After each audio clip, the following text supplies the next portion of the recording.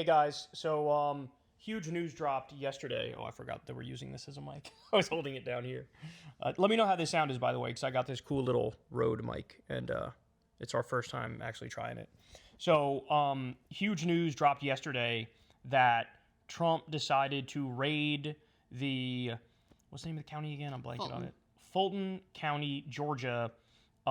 Basically, their ballots from the last election. From 2020. And isn't this the exact place where he was like, find me 11,000 votes? It was Georgia. Yeah, it was Georgia. This is the place, too, where there was all these conspiracies about, like, ballots in suitcases brought in the middle of the night.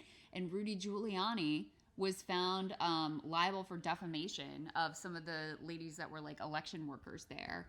And, yeah, this is Fulton County. This is Atlanta, Georgia. So it's the biggest, most populous county in Georgia, where Democrats get the vast majority of their votes. Yeah, Giuliani literally lost a defamation case because he smeared women saying exactly that they were like stealing ballots and they were trying to, do all this terrible stuff.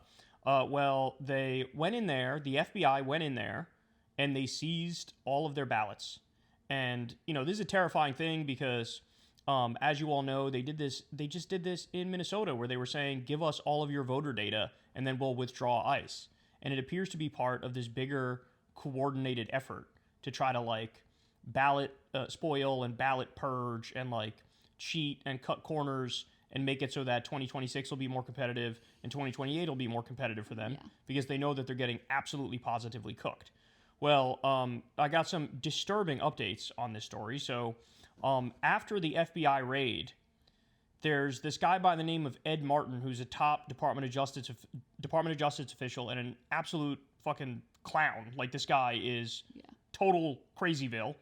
And he posted a picture with Sidney Powell. For those of you who don't know Sidney Powell, that was the chief psychotic conspiracy theorist about the 2020 election, where she actually argued. They said that Hugo Chavez stole the election for Joe Biden, even though Hugo Chavez is dead. And they had all of these cockamamie theories. Like, she's one of the reasons why Trump got obsessed with these theories, why he ended up losing 60 court cases, why there was an audit in Arizona because they were convinced that would mean Biden would win if we did a recount. And then it turned out actually Biden won by more votes than what we thought he originally won by. And so the fact that this guy is posting this means the DOJ is working with this insane conspiracy theorist and like she's part of this whole thing. Yeah. So that's absolutely crazy. We also have that, I don't know if you guys have seen that picture of Tulsi Gabbard. Crazy. She's the director of national intelligence, who, by the way, is arguably the biggest fraud in the regime because her whole thing was like, I'm anti-war. And then Trump does like 48 new wars and she's like nowhere to be found, not saying a goddamn thing, Meanwhile, you go back through her Twitter history and there's like 1,000 things. Hands off Venezuela, hands off Cuba, hands off, and then Trump does it. She's got nothing to say. We also have, terrifying here, but President Trump shared on Lie Social last night that a post from some, conspiracy theorist that claims there was a vote-flipping conspiracy involving Barack Obama, the CIA, the FBI, China, military satellites, and also randomly some Italians. Like, insane. Bringing back anti-Italian bigotry. But this is all in service of trying to basically steal 2026 and 2028. And then they just had this roundtable discussion, and you have Trump saying, you found many bags of information. I think they call them burn bags. They did not get burned, having to do with how corrupt the 2020 election was. And Tulsi chimes in and says, I'll be the first to brief you once we have that information collected. But you're right. We are finding documents literally tucked away. We are finding documents literally tucked away in the back of safes in random offices. So what they're going to do is they're going to come out and lie and say, oh, we found evidence of fraud.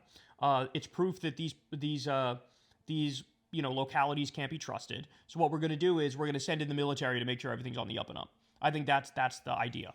Yeah, so, and specifically in Georgia, obviously Georgia's a key state in 2028, also a key state in 2026, because John Ossoff is on the ballot there. He is the most, I think, endangered Democrat for re-election. And Georgia, the Republicans in the legislature there passed this law back in 2021, right after the 2020 Stop the Steal nonsense, basically saying we can take over your local election board if there's certain criteria you have to meet, but basically if there's like investigations and you are found to be like malfeasance there or some sort of election fraud. So there's a piece in the Atlanta Journal-Constitution laying out that this FBI raid could be a pretext for them taking over the Fulton County Election Board and installing a Trump lackey to run the elections there. So I think that's a really important piece. I think this is also just testing the boundary of what they can get away with. It dovetails with the fact that in Minnesota, Pam Bondi sent a letter saying, hey, we'll leave if you hand over your voter rolls. So clearly that is top of mind. They were trying to use this occupation of the city of Minneapolis to force them to turn over their voter rolls. They were putting pressure on states across the country to do the same. Trump recently said he regrets not having the National Guard come in and seize ballot boxes, but he's not sure they were up to it. Well, guess who he might think is up to it? And he said, ICE. And he said, we shouldn't even have an election. Yeah. He said we shouldn't even have an election. Yeah. So, I mean, it's clear he knows that he's not going to do well in the midterm elections. He's said publicly, the president in power normally does poorly in the election. So he sees that as a fait accompli. So now this is the, shot across the bow of here's how we're going to try to undermine or directly rig 2026 and then, moving on to 2028. Yeah. So their plan is to steal 2026 and 2028. And in the process, the best way of doing that is to try to convince everybody that actually it was the Democrats who stole 2020. So these are just safety measures to make sure that it's fair. Yeah. So buckle up. Yeah. This is bad stuff. But there was one more thing that I wanted to mention, which is that when Maduro was kidnapped, one of the things that was floated, and that same dude, what's his name, Ed Martin, he also played with this theory online that they may offer Maduro a deal if he plays ball and, goes along with their Venezuela rigging. So he says, I helped Biden steal. Yes, I helped Biden steal 2020. Conspiracy. Yes, I helped Biden steal 2020. But President Trump actually won that election. I'm coming clean. And as a result of that, they'll give him a lighter sentence. That could explain why Tulsi is there. Because for the director of national intelligence to be there has to be some foreign threat angle. Now, they threw on also China and Italy and whatever, but Venezuela was one of the main boogeymen in all of the Stop the Steal conspiracies. So I don't know, but those pieces could fit together as well. Banana Republic country, man, I'm telling you.